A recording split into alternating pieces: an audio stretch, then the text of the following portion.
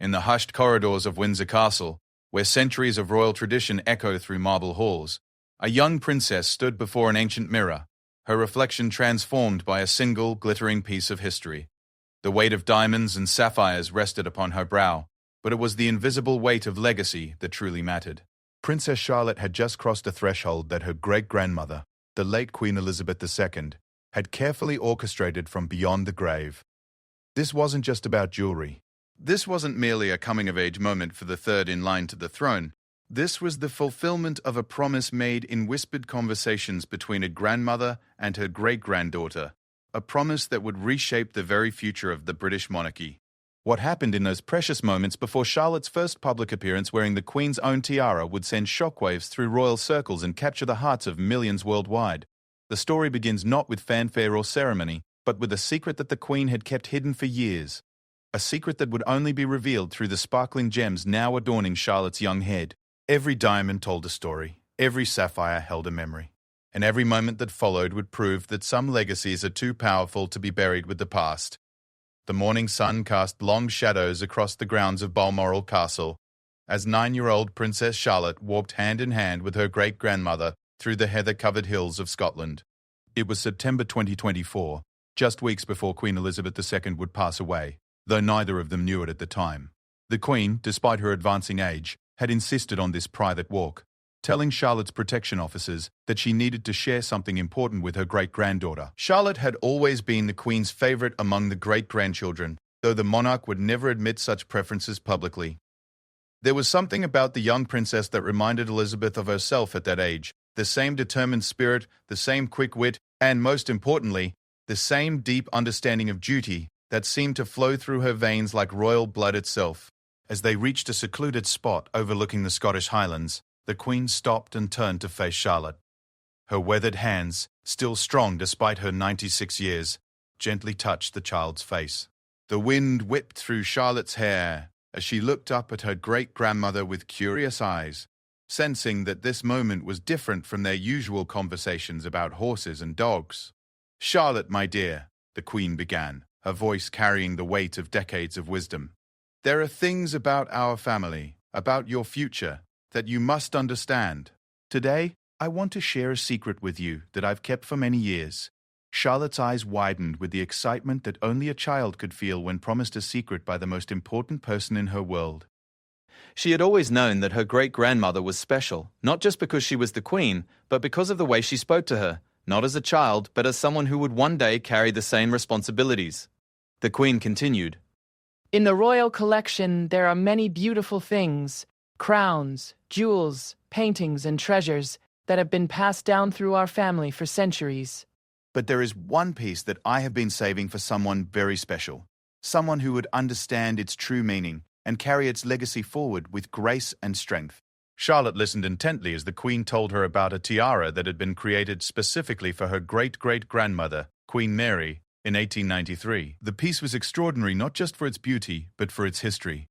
It had been worn by Queen Mary during some of the most significant moments in British history, including the coronation of her husband, King George V, in 1911. The tiara, the Queen explained, is made of diamonds and sapphires that were gifts from various members of the royal family and close friends. Each stone represents a bond, a relationship, a moment of joy or significance in our family's history. When Queen Mary passed away, she left specific instructions that this tiara should only be worn by someone who truly understood the weight of royal responsibility.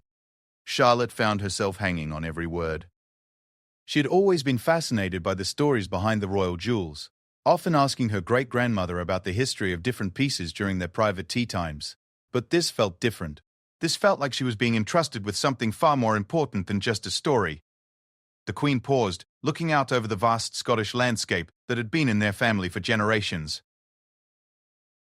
The silence stretched between them, filled only by the sound of wind through the heather and the distant calling of birds.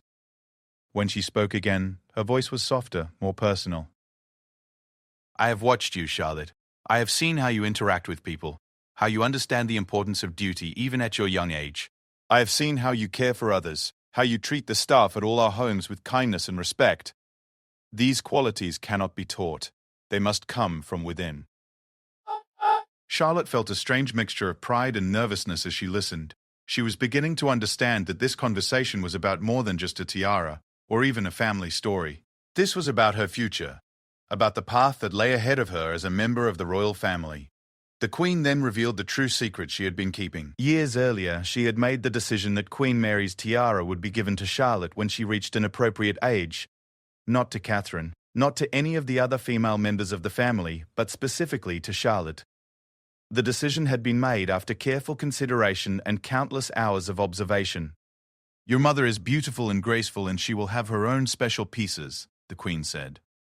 "But this tiara belongs to someone who will one day help shape the future of our monarchy in ways that we cannot yet imagine. I believe that person is you, Charlotte." The weight of this revelation settled over Charlotte like a warm blanket. She was too young to fully understand all the implications, but she was old enough to recognize the enormous trust being placed in her. The Queen had chosen her, out of all the possible recipients, to inherit something truly special.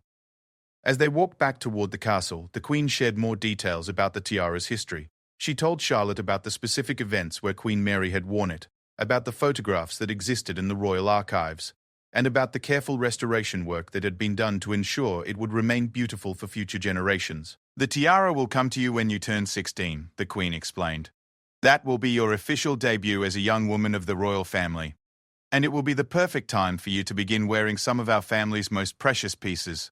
But Charlotte, this gift comes with a responsibility." Charlotte nodded solemnly, understanding that accepting such a precious heirloom meant accepting all that came with it.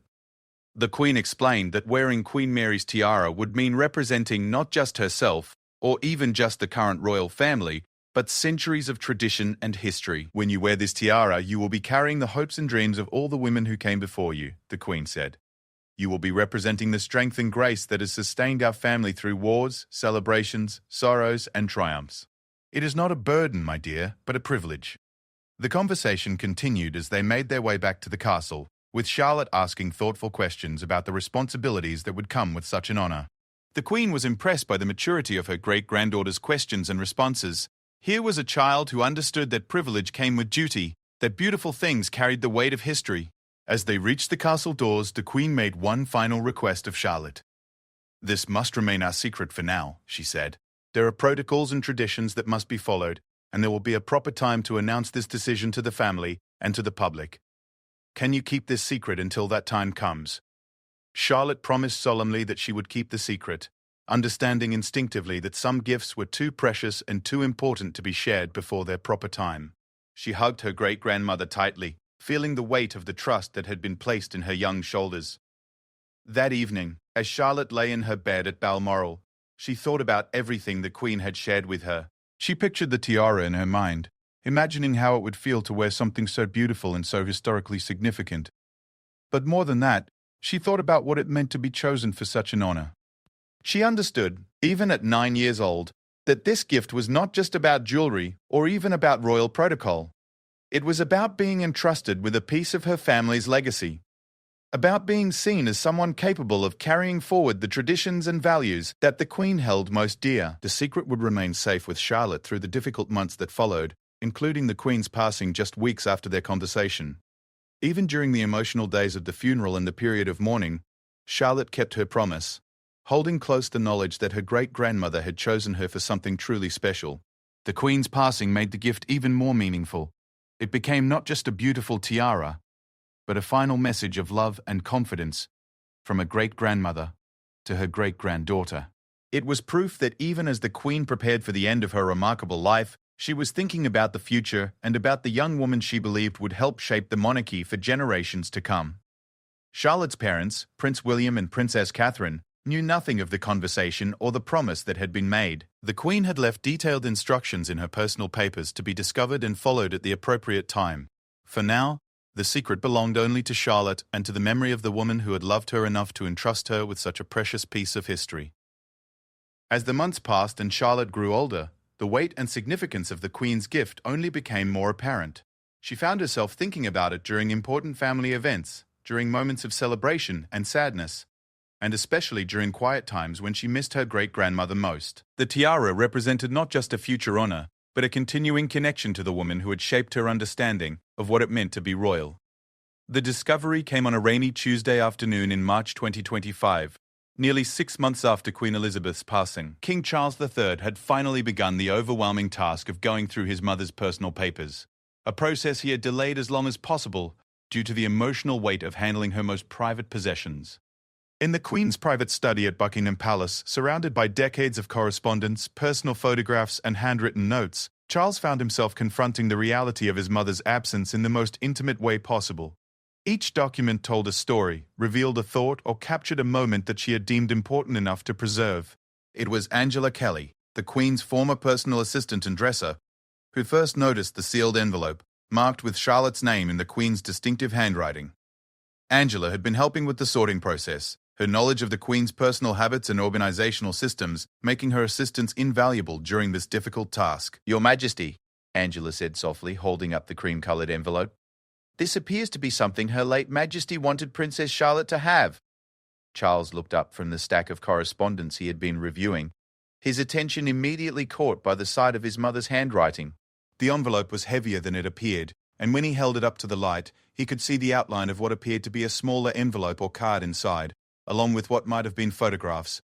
The inscription on the outside read simply, "For Princess Charlotte Elizabeth Diana, on her 16th birthday, with all my love and hopes for her future. From her devoted great-grandmother, Elizabeth R." The date beneath the inscription showed that it had been written just days before the Queen's final illness. Charles felt a tightness in his chest as he recognized the significance of what he was holding. His mother had planned this moment, had taken the time to prepare something special for Charlotte, even as her own health was declining. The formality of using Charlotte's full name, including Diana, showed how much thought and care had gone into this final gift. "Should we call Princess Catherine and Prince William?" Angela asked, recognizing the importance of the moment. Charles shook his head slowly. "Let me see what Mother has left for Charlotte first. Then we'll know the best way to handle this." With careful fingers, he opened the envelope and found 3 items inside: a handwritten letter from the Queen to Charlotte, a smaller sealed envelope marked "Instructions for Their Majesties," and several photographs showing Queen Mary wearing what appeared to be a spectacular tiara. The letter to Charlotte was written in the Queen's careful script, each word chosen with the precision that had characterized her approach to everything in life.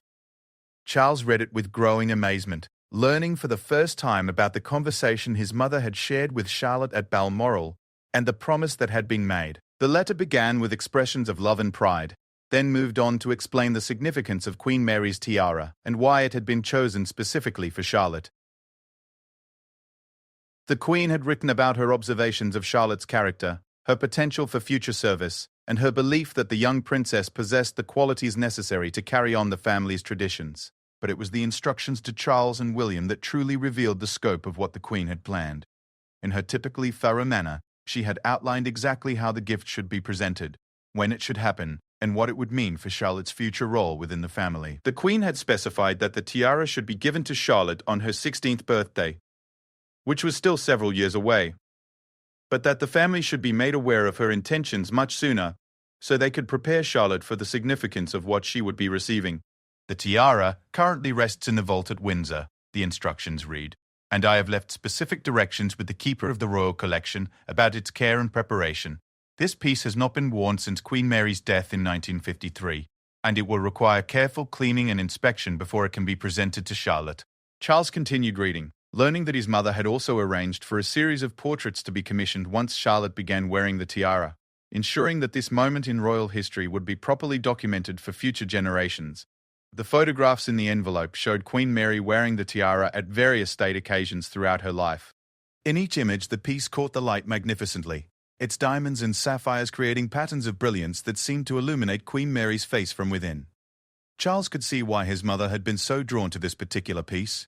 It was substantial enough to command respect, but elegant enough to complement rather than overwhelm its wearer. Angela, who had known about many of the Queen's personal plans and preferences, was seeing this information for the first time. "Her late Majesty never mentioned this to me," she said wonderingly. She kept this secret completely to herself. Charles realized that he needed to share this discovery with William and Catherine immediately. The implications went far beyond simply giving Charlotte a beautiful piece of jewelry. This was about the Queen's vision for Charlotte's future role in the family, about positioning her as someone special within the line of succession. That evening, Charles called his eldest son and daughter-in-law to Buckingham Palace for a private meeting. In the same study where the envelope had been discovered, he shared the contents of his mother's final gift to Charlotte. William's reaction was one of amazement mixed with deep emotion. "She never said anything to us about this," he said, looking through the photographs of Queen Mary. Charlotte mentioned once that Gungan had shared some family stories with her during their last visit to Balmoral, but she never suggested anything like this. Catherine's response was more complex. As Charlotte's mother, she felt honored that the Queen had seen such potential in her daughter, but she also understood the weight of what this gift represented.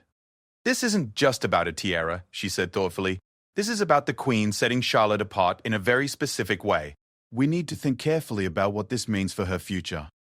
The three of them spent hours discussing the implications of the Queen's decision. Charlotte was still only 10 years old, but this gift would establish her as someone with a unique connection to the royal collection and to the family's history. It would set expectations about her future role that would follow her throughout her life. Charles shared his mother's written observations about Charlotte's character and potential. The Queen had noted Charlotte's natural dignity, her ease with public appearances, even at a young age, and her intuitive understanding of royal protocol. Most importantly, she had observed Charlotte's genuine kindness and consideration for others, qualities that the Queen believed were essential for effective royal service. Mother always said that you couldn't teach someone to be royal, Charles reflected. She believed it had to come from within, and she clearly saw something in Charlotte that convinced her this was the right decision. William expressed concern about the pressure this gift might place on Charlotte. "She's still just a child," he said. "We don't want her to feel burdened by expectations or to feel that she has to live up to some predetermined role." Catherine agreed, but she also recognized the honor that the Queen had bestowed on their daughter. "We need to present this to Charlotte in a way that helps her understand the love behind the gift, not just the responsibility," she said. The Queen chose her because she saw something special in her, not because she wanted to burden her. They decided that Charlotte should be told about the tiara discovery soon, rather than waiting until her 16th birthday. The secret she had been keeping for months was about to be revealed to her parents, and they wanted her to understand that they supported the Queen's decision and were proud of the trust that had been placed in her. The conversation with Charlotte took place the following weekend at Adelaide Cottage, the family's private residence in Windsor. Charlotte listened with growing excitement and emotion as her parents explained what had been discovered in the Queen's papers. "You knew about this all along?"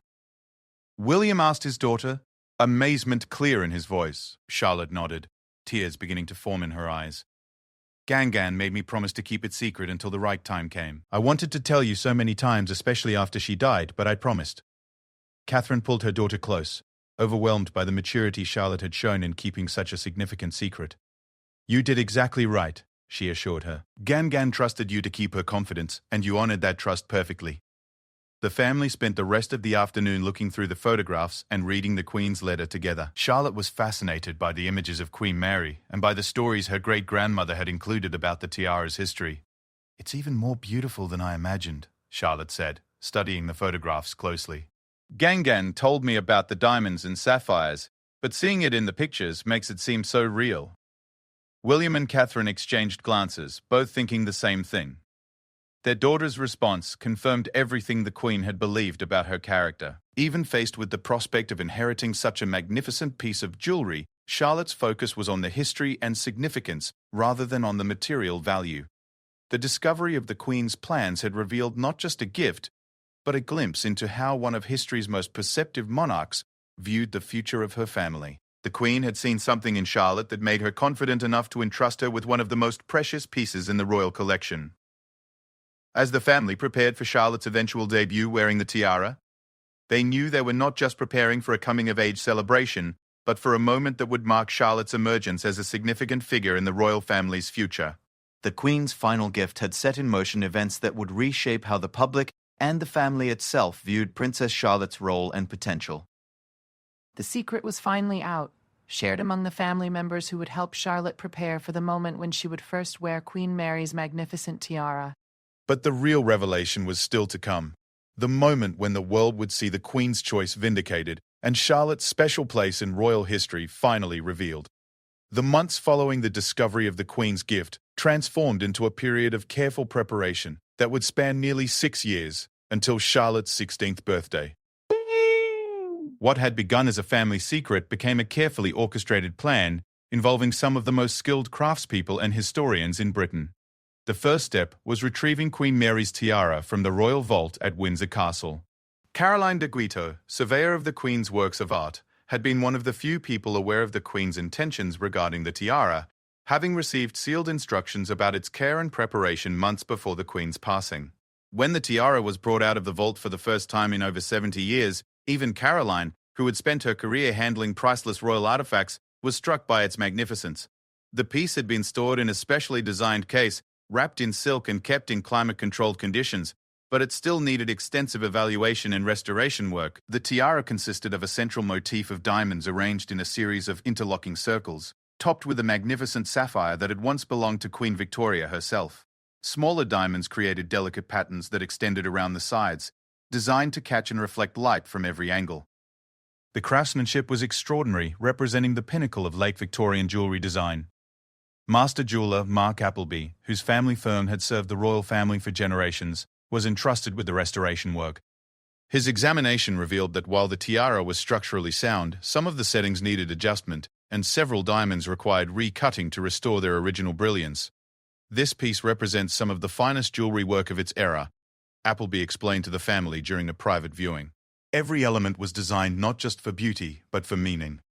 The central sapphire represents wisdom and nobility, while the diamond patterns symbolize the eternal nature of royal duty. The restoration process became an education for Charlotte, who was invited to observe various stages of the work. She watched as craftsmen carefully cleaned each stone, adjusted settings that had shifted over decades of storage, and polished the gold framework until it gleamed like new. "It's like watching history come back to life," Charlotte observed during one of her visits to the workshop. Her comment impressed the craftsmen, who were used to working on pieces for clients who focused mainly on monetary value rather than historical significance. Meanwhile, royal protocol experts began preparing for how Charlotte's debut wearing the tiara should be handled. This was unprecedented territory. While royal children had received significant jewelry before, the deliberate choice by a deceased monarch to designate a specific piece for a specific great-grandchild had never happened in modern royal history. Private Secretary Sir Clive Alderton worked closely with the palace's communications team to develop a strategy for announcing Charlotte's inheritance when the time came. They needed to balance honouring the Queen's wishes with managing public expectations about what this meant for Charlotte's future role. "The challenge," Sir Clive explained to William and Catherine, "is presenting this as the loving gift it is, while acknowledging its significance without overstating Charlotte's position in the line of succession." The family decided that Charlotte's first appearance wearing the tiara would take place at a private family event, followed by carefully planned public appearances that would allow the public to see her new role developing naturally. Catherine took on the responsibility of helping Charlotte understand the practical aspects of wearing such a significant piece of jewelry. This meant lessons in posture, movement, and the subtle adjustments needed when wearing a tiara that weighed several pounds and sat at a specific angle on the head. It's not just about looking beautiful, Catherine explained during their practice sessions. It's about wearing it with confidence and grace so that the tiara becomes part of how you present yourself rather than something that feels foreign or uncomfortable. Charlotte proved to be a natural student. Her ballet training had already given her excellent posture and body awareness, and she quickly learned how to move gracefully while wearing practice pieces of similar weight and size. The Queen's former dresser, Angela Kelly, became an invaluable resource during this preparation period. She had decades of experience helping the Queen with her most important jewelry, and she understood better than anyone how to make wearing a tiara feel natural rather than burdensome. "The secret," Angela told Charlotte during one of their sessions, "is remembering that the tiara is there to complement you, not to dominate you. Your great-grandmother understood this perfectly. She never let any piece of jewelry, no matter how magnificent, overshadow her personality or her presence." Angela shared stories about the Queen's relationship with her jewelry, helping Charlotte understand that these pieces were tools for royal representation rather than simply beautiful accessories. She explained how the Queen had chosen different pieces for different occasions, how she had used jewelry to send subtle messages, and how she had always treated even the most valuable pieces as instruments of service rather than symbols of personal wealth.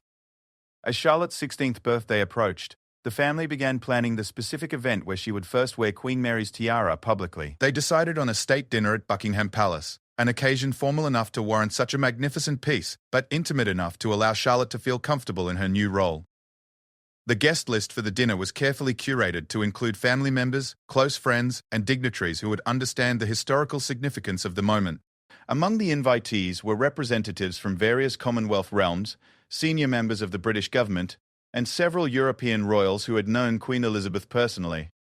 Catherine worked with royal photographers to plan how Charlotte's debut would be documented. They wanted images that would capture not just the beauty of the tiara, but the sense of continuity between past and future that the Queen had intended with her gift. These photographs will become part of royal history, Catherine explained to Charlotte. Someday, when you're much older, people will look back at these images as the moment when you truly stepped into your role as a senior member of our family. The week before Charlotte's birthday, the family held a private dress rehearsal for the state dinner. Charlotte wore the tiara for the first time in a formal setting, practicing everything from entering the dining room to participating in conversations while maintaining proper posture and grace. The transformation was remarkable. The moment the tiara was placed on Charlotte's head, she seemed to grow taller, more confident, more regal.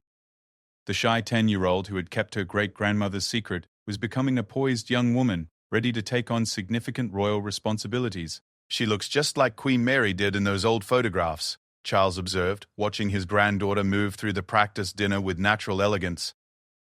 William and Catherine felt a mixture of pride and poignancy as they watched their daughter embrace this new phase of her life. The tiara represented not just the Queen's love and confidence in Charlotte, but also the beginning of Charlotte's emergence as a public figure in her own right. The night before the actual state dinner, Charlotte sat in her room at Buckingham Palace, the tiara resting in its case nearby. She thought about the conversation she had shared with her great-grandmother all those years ago in Scotland, about the promises that had been made, and about the trust that had been placed in her.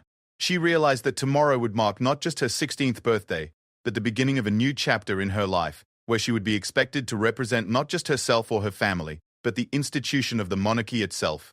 The weight of that responsibility felt both daunting and exciting. Catherine came to say goodnight and found Charlotte looking thoughtfully at the tiara. "Are you nervous?" she asked, sitting beside her daughter on the bed. "A little," Charlotte admitted, "but mostly I'm excited.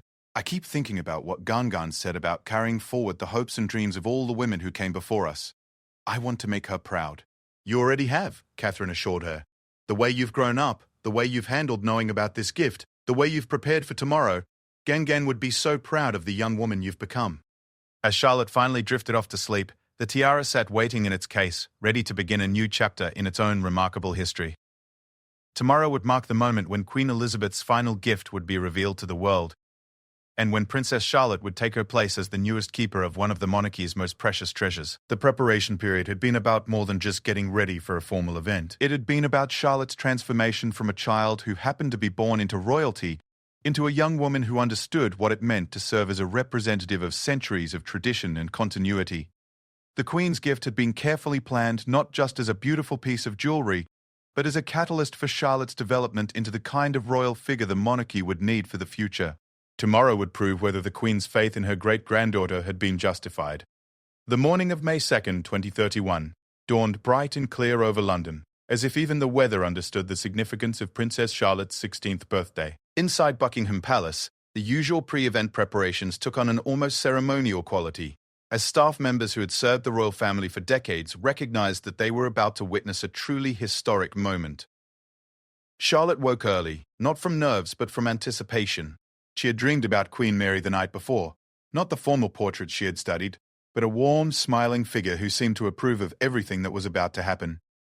The dream had left her feeling connected, not just to her great-grandmother's memory, but to the long line of royal women whose legacy she was about to carry forward. Angela Kelly arrived at Charlotte's suite at precisely 8 o'clock, carrying the specially designed case that held Queen Mary's tiara. After more than 6 years of careful restoration and preparation, the piece was ready for its return to public life. Angela's hands were steady as she opened the case, but Charlotte could see the emotion in her eyes as she looked at the tiara that had once adorned the Queen's beloved great-great-grandmother.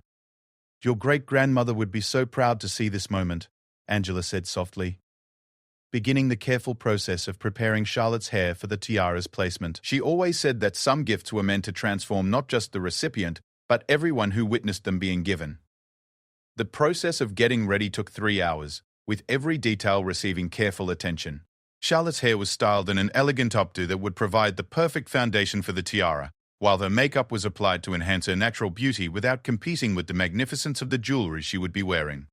Catherine arrived to help with the final preparations, bringing with her a team of photographers who would document this private moment before the public events of the evening. These behind-the-scenes images would become treasured family mementos, capturing the intimacy and emotion of Charlotte's transformation.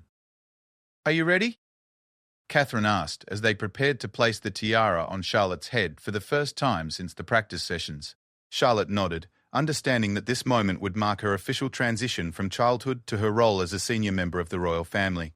She sat perfectly still as Angela and Catherine worked together to position the tiara exactly right, adjusting it until it sat at the perfect angle and felt secure and comfortable. The moment the tiara was in place, the room seemed to hold its breath. Charlotte looked in the mirror and saw not just herself, but generations of royal history reflected back at her. The diamonds caught the morning light streaming through the palace windows, creating patterns of brilliance that seemed to dance across the walls. "Oh, Charlotte," Catherine whispered, tears forming in her eyes, "you look absolutely magnificent." Charlotte studied her reflection, amazed by how natural the tiara looked on her head. All the months of preparation had worked perfectly. She didn't feel like she was wearing a costume or playing dress-up. She felt like herself, but somehow more complete, as if the tiara had always been meant to be part of her. William arrived to see his daughter in her full glory for the first time, and his reaction was everything Charlotte could have hoped for. His face lit up with pride and wonder as he took in the sight of his daughter wearing one of the most historically significant pieces in the royal collection. "You look just like a queen," he said, his voice thick with emotion. "Not because of the tiara, but because of how you carry yourself wearing it." The family spent several minutes taking private photographs, capturing moments that would become part of their personal history. These images would join the countless other royal portraits that lined the palace walls, but they would always hold special meaning as documentation of the moment when Charlotte truly became a public figure in her own right. King Charles arrived for the private viewing just before lunch, accompanied by Queen Camilla. His reaction to seeing Charlotte in Queen Mary's tiara was deeply moving. He saw not just his granddaughter, but a living connection to his beloved mother and to the great-great-grandmother he had never known, but whose influence had shaped his understanding of royal duty. "Your great-grandmother chose well," he told Charlotte, his voice filled with admiration. "You wear that tiara as if you were born to it, which I suppose, in a way, you were." The family lunch that followed was an intimate affair, with only the closest family members present to celebrate Charlotte's birthday in private before the evening's state dinner. The conversation was relaxed and joyful, but everyone was aware that they were participating in something historic. As afternoon turned to evening, the palace began filling with the carefully selected guests who would witness Charlotte's public debut wearing the tiara. The state dining room had been decorated with flowers that complemented the sapphires in the tiara, and the table settings included china and crystal that had been chosen specifically to enhance the formal nature of the occasion. Charlotte spent the afternoon in her suite, resting and mentally preparing for the evening ahead. She reviewed the guest list, studying the names and backgrounds of the people she would be meeting, many of them for the first time in her new role as a tiara-wearing member of the royal family. At 6 o'clock, the family gathered in the private apartments for the final preparations. Charlotte's evening gown had been designed specifically to complement Queen Mary's tiara, a deep blue silk that brought out the sapphires while providing an elegant backdrop for the diamonds. The dress was sophisticated enough to suit the formality of the occasion, while remaining age-appropriate for a 16-year-old. The moment arrived for Charlotte to make her entrance into the state dining room. The guests had already assembled and were waiting in the drawing room when the royal family was announced. Charlotte would enter with her parents, but the protocol had been adjusted slightly to ensure that her debut wearing the tiara received appropriate recognition. As they walked through the palace corridors toward the drawing room, Charlotte felt the weight of the tiara on her head and the weight of history on her shoulders. She thought about her great-grandmother's words about carrying the hopes and dreams of all the women who had come before her, and she felt ready to accept that responsibility. The doors to the drawing room opened, and Charlotte stepped into her new role.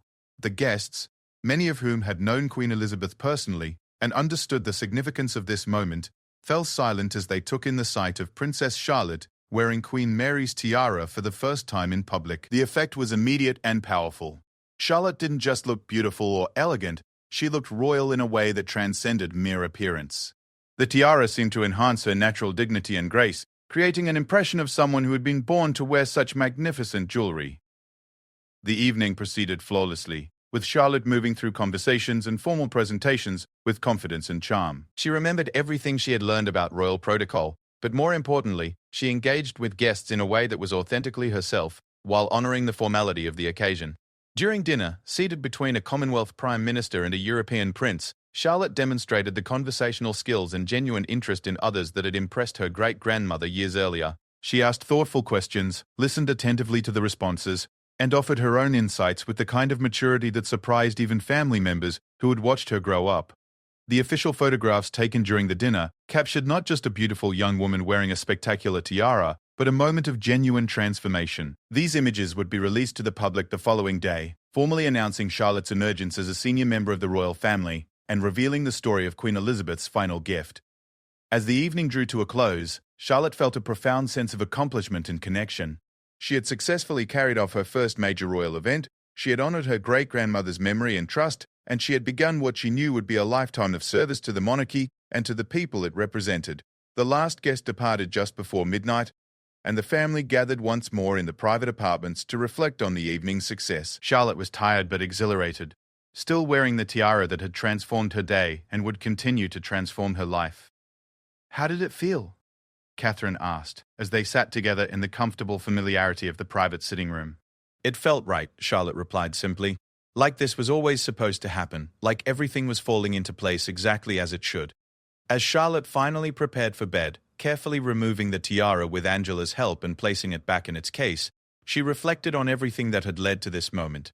The secret conversation with her great-grandmother, the years of preparation, the family's support, and now this triumphant debut had all combined to create something truly special. The tiara would be returned to the vault that night, but Charlotte knew it would come out again soon for other occasions, other opportunities to represent her family and her country with the dignity and grace that Queen Elizabeth had seen in her all those years ago. Tomorrow would bring new challenges and responsibilities, but tonight had proven that Charlotte was ready for whatever lay ahead. Queen Elizabeth's final gift had achieved everything the beloved monarch had hoped. It had helped Charlotte step confidently into her role as a future leader of the royal family and a guardian of its most precious traditions. The morning after Charlotte's debut brought a media response that exceeded even the palace's most optimistic expectations. The official photographs released to the press showed Princess Charlotte transformed, not just by the magnificent tiara she wore, but by the confidence and grace she displayed while wearing it.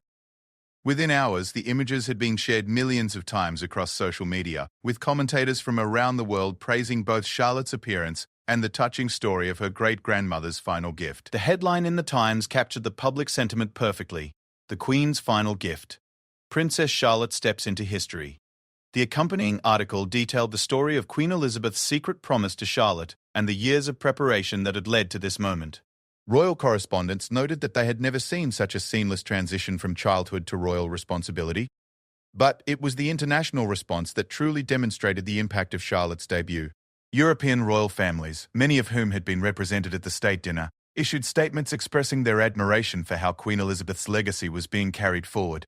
The President of France called it a beautiful example of how tradition and modernity can coexist, while the Commonwealth leaders who had been present spoke of feeling honoured to witness such a significant moment in royal history. Charlotte herself woke to find her life fundamentally changed. Where she had once been simply Princess Charlotte, the daughter of the Prince of Wales, she was now Princess Charlotte, the keeper of Queen Mary's tiara and a recognised senior member of the royal family. The transformation was more than symbolic. It came with real responsibilities and expectations that would shape the rest of her life. The first indication of this change came with her schedule.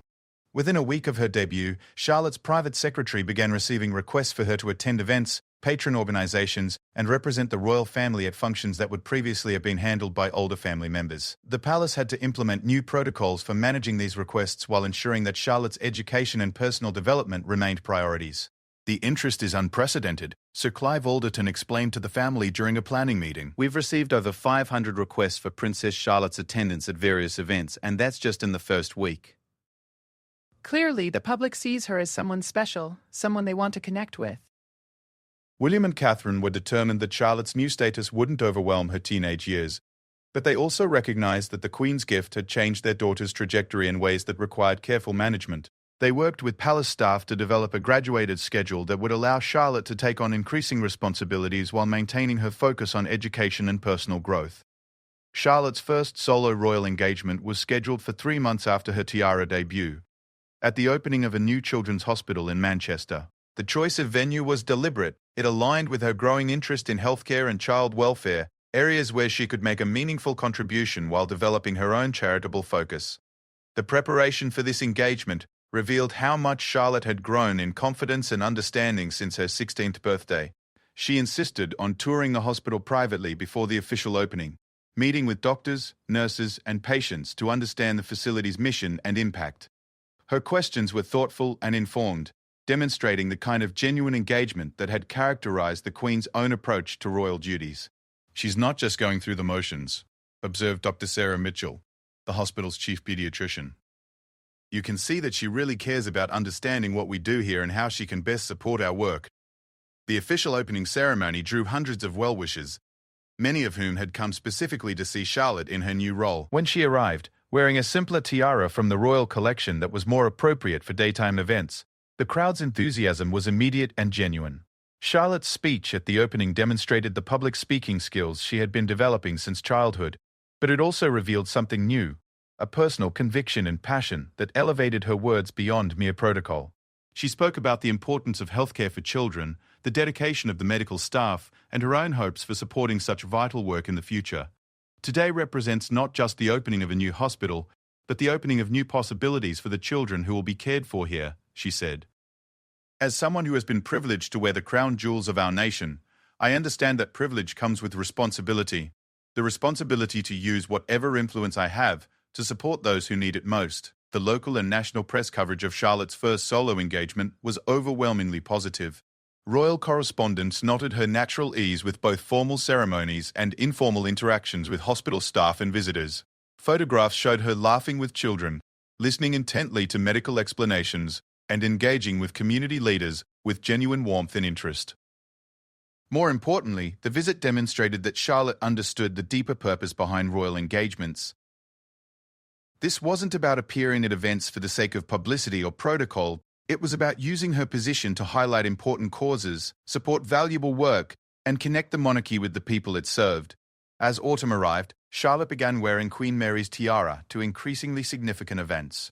Each appearance built on the success of the previous ones, establishing her as a compelling and effective royal representative. The tiara became her signature piece, instantly recognizable, and always perfectly suited to whatever occasion she was attending. The Christmas season brought Charlotte's most important engagement yet, representing the royal family at the annual diplomatic reception, one of the most formal and significant events in the palace's calendar. For a 16-year-old to be given such a prominent role was unprecedented, but Charlotte's performance over the previous months had proven that she was ready for such responsibility. The reception brought together ambassadors and high commissioners from around the world, senior government officials and other dignitaries for an evening that combined social interaction with subtle diplomacy. Charlotte's role was to help host the event, engaging with guests from different countries and cultures while representing the monarchy's commitment to international relationships. Her preparation for this event was extensive, involving briefings on current international issues, cultural sensitivity training, and practice sessions with experienced diplomats who could help her navigate complex conversations. Charlotte approached this preparation with characteristic seriousness, understanding that representing her country on the international stage required more than just charm and good manners. The evening itself was a triumph. Charlotte moved through the reception with confidence and grace, engaging diplomats in conversations about their countries, current events, and cultural exchanges. Her ability to remember details about different nations and to ask informed questions impressed even experienced ambassadors who had worked with royal family members for years. Princess Charlotte demonstrates a remarkable combination of youthful energy and mature understanding, commented the Belgian ambassador. She asks the kind of questions that show she's genuinely interested in learning about other countries and cultures, not just fulfilling protocol requirements. As the year drew to a close, Charlotte reflected on how much her life had changed since wearing Queen Mary's tiara for the first time. The shy girl who had kept her great-grandmother's secret had become a confident young woman who understood her role as a bridge between the monarchy's historic traditions and its future possibilities. The tiara had become more than just a beautiful piece of jewelry. It had become a symbol of Charlotte's transformation and her unique position within the royal family. Each time she wore it, she felt the weight of history and the support of all the women who had worn similar pieces before her. On New Year's Eve, as 2031 came to an end, Charlotte wrote in her private diary about the year that had changed everything. Gangan always said that some gifts come with the power to transform not just the person who receives them, but everyone around them. I understand now what she meant. The tiara didn't make me royal. I was born royal. that it helped me understand what being royal really means. It means using whatever influence and privilege you have to serve others, to support important causes, and to represent the best values of your country and your family. As she prepared for sleep that night, Charlotte thought about the year ahead and all the opportunities it would bring to continue growing into the role her great-grandmother had envisioned for her. Queen Elizabeth's final gift had achieved everything the beloved monarch had hoped. It had helped Charlotte become not just a beautiful young woman wearing a spectacular tiara, but a future leader ready to carry forward the values and traditions that had sustained the monarchy through centuries of change. The tiara rested in its case nearby, ready for the next important occasion where it would help Charlotte represent her family and her country with the dignity and grace that Queen Elizabeth had recognized in her great-granddaughter all those years ago in Scotland. The legacy continued, passed from one generation to the next through the sparkle of diamonds and sapphires, but more importantly, through the love, wisdom, and trust that connected a great-grandmother to her chosen heir. Tomorrow would bring new challenges and new opportunities, but Charlotte felt ready for whatever lay ahead. Queen Mary's tiara had found its perfect new home, and the future of the monarchy had found one of its most promising guardians. The Queen's final gift had created exactly what she had intended, a bridge between the past and the future, carried forward by a young woman who understood that true royalty comes not from the jewels you wear, but from the service you provide and the love you show for the people you're privileged to represent.